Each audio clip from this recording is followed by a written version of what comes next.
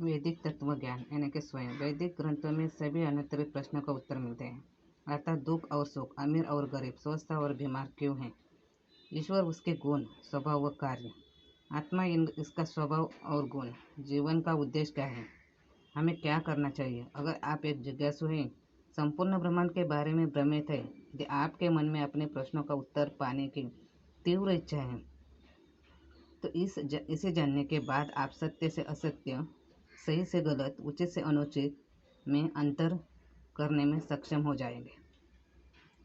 19वीं शताब्दी में एक महान संत, दृष्टा और दार्शनिक, वैदिक, भाष्यकार, विचारक, प्रभावशाली व्यक्तित्व वाले एक प्राचीन तपस्वी और योगी का आविर्भाव हुआ, जिन्हें व्यापक रूप से स्वामी दयानंद सरस्वती के नाम से जाना जाता है।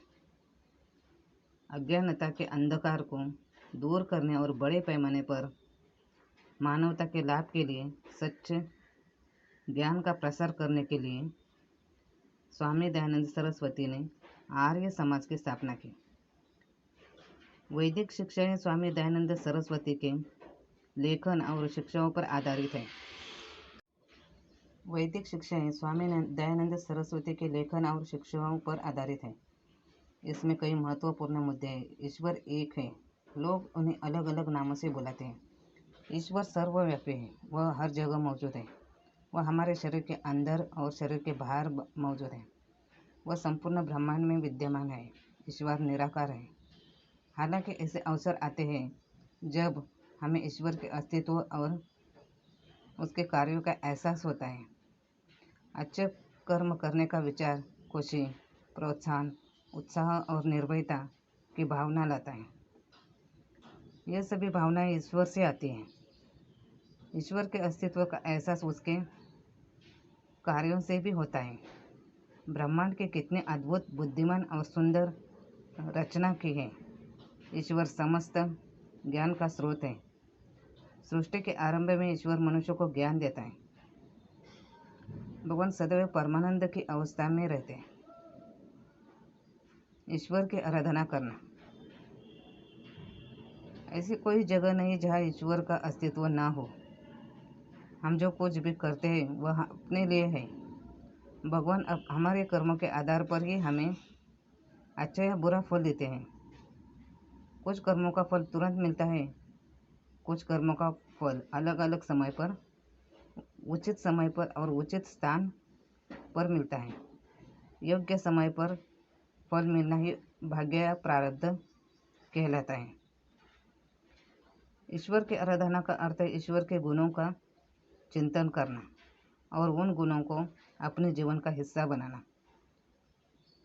हमें भी न्याय, सदाचारी, ज्ञानी, पवित्र, दयालु होना चाहिए। यही ईश्वर उपासना का सच्चा अर्थ है। ध्यान। ध्यान स्वयं की ओर आने की यात्रा है। ध्यान हमारे ज्ञान को उच्च स्तर तक ले जाता है और अपनी समस्याओं से छुटकारा पा लेते हैं। ज़्यादा ज्ञान हमें विशिष्ट इंद्रियों द्वारा मिलता है, जैसे दिव्य चक्षु और सूक्ष्म शरीर। दिव्य चक्षु हमारी आत्मा का शक्तिशाली माध्यम है। ध्यान से आत्मा इतनी शक्तिशाली हो जाती है कि उसे बड़े से बड़े कष्ट से भी डर नहीं लगेगा और वह उसे आसानी से सहन कर लेगी। ध्यान करने से आत्मा और चेतन की शुद्धि हो जाती है और व्यक्ति की रुचि केवल सत्यता में ही हो जाती है। शाश्वत सत्य। ईश्वर और आत्माएं सदैव अस्तित्व में है। उनका न कोई आरंभ है और न कोई अंत है। आत्माएं असंख्य है। प्रत्येक जीवित प्राणी के एक व्यक्तिगत आत्मा होती है, क्योंकि व्यक्ति की पहचान आत्मा से होती है, शरीर से नहीं। आत्मा जब मानव शरीर में होती है, कर्म करने के लिए स्वतंत्र होती है। किसी जानवर के शरीर में ऐसा नहीं है। जानवर प्राकृतिक प्रवृत्ति पर कार्य करते हैं। अतः ईश्वर की न्याय व्यवस्था द्वारा मनुष्य को अपने कर्मों का फल भोगना पड़ता है। परिणाम स्वरूप व्यक्ति अपने वर्तमान जीवन में कष्ट या सुख भोगता है। प्रत्येक जीवित प्राणी, मनुष्य, पशु, पक्षी या कीटक में एक आत्मा होती है। शरीर में आत्मा की उपस्थिति व्यक्ति को जीवित रखती है। आत्मा का प्रस्थान मृत्यु का कारण बनता है। आत्मा शरीर में एक ही स्थान पर रहती है, लेकिन उसका प्रभाव पूरे शरीर पर पड़ता है। ज्ञान, प्रयत्न, इच्छा, क्रोध, सुख और दुख ये आत्मा के गुण हैं। मृत शरीर आत्मा विहीन होता है। मन, आत्मा के कार्य मन के माध्यम से होते हैं। आत्मा मन से जुड़ती है और मन शरीर से जुड़ता है। शरीर बाहरी दुनिया से जुड़ता है, जो ज्ञान और क्रिया का कारण बनता है। यदि मन शरीर के साथ ना हो तो कोई क्रिया नहीं होती। यदि मन आँखों के साथ नहीं है तो हम देख नहीं सकते है। यदि मन कानों के पास ना हो तो हम सुन नहीं पाते हैं। हालांकि ऐसे अवसर आते हैं जब हमें ईश्वर के अस्तित्व और उसके कार्यों का एहसास होता है। जब अत्यधिक निराशा होती है और अच्छे कर्म करने का विचार खुशी, प्रोत्साहन, उत्साह और निर्भयता की भावना लाता है। यह सभी भावनाएं ईश्वर से आती है। ईश्वर सर्वज्ञ है। ईश्वर समस्त ज्ञान का स्रोत है। सृष्टि के आरंभ में ईश्वर मनुष्य को ज्ञान देता है। ईश्वर की आराधना करना। हम जो कुछ भी करते हैं वह अपने लिए करते हैं। भगवान हमारे कर्मों के आधार पर ही हमें अच्छा या बुरा फल देते हैं। कुछ कर्मों का फल तुरंत मिलता है तो कुछ कर्मों का फल अलग अलग समय पर, उचित समय पर और उचित स्थान पर मिलता है। योग्य समय पर फल मिलना ये भाग्य या प्रारब्ध कहलाता है। ईश्वर की आराधना करना यानी कि ईश्वर के गुणों का चिंतन करना और उन गुणों को अपने अंदर अपने जीवन का हिस्सा बनाना। हमें भी न्याय, सदाचारी, ज्ञानी, पवित्र, दयालु होना चाहिए। यही ईश्वर की उपासना करने का अर्थ है।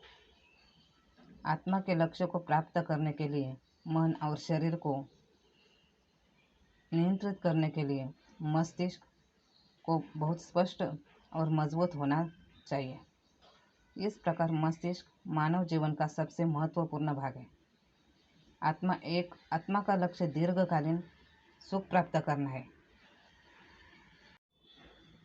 खुशी पाने के लिए व्यक्ति को यह करना जरूरी है: सही ज्ञान प्राप्त करना, अच्छे कर्म करना और ध्यान करना। लक्ष्य को प्राप्त करने के लिए खुद को प्रशिक्षित करने की एक प्रक्रिया होती है, तो दूसरी ओर जाने अनजाने में किए गए बुरे कर्म जैसे असत्य, अन्याय दुखों का कारण बनते हैं। मानव शरीर उधर है, नश्वर है, लेकिन मन शरीर से बड़ा है, मस्तिष्क उससे भी बड़ा है और आत्मा सबसे महान है। मानवता, दूसरे के सुख दुख, लाभ हानि को अपना मानना ही मानवता धर्म है। मनुष्य के अलावा सभी जीवित प्राणियों में एक समान विशेषता होती है: कमजोरों के प्रति दयालु और मददगार होना एक मानवीय गुण है। मांस मनुष्य का भोजन नहीं है। मांसाहार शरीर के लिए मांस अच्छा नहीं है। यह मन, बुद्धि और आत्मा को विषाक्त कर देता है। वैदिक शास्त्रों में मांसाहार पूर्णतः वर्जित है। निर्दोष प्राणियों की हत्या करना पाप है, क्योंकि वो भी हमारी तरह एक जीव है। आखिर क्या करना है और क्या नहीं करना है, यह पूरी तरह से हम पर डिपेंड करता है। धन्यवाद। वीडियो पसंद आया हो तो सब्सक्राइब ज़रूर करना।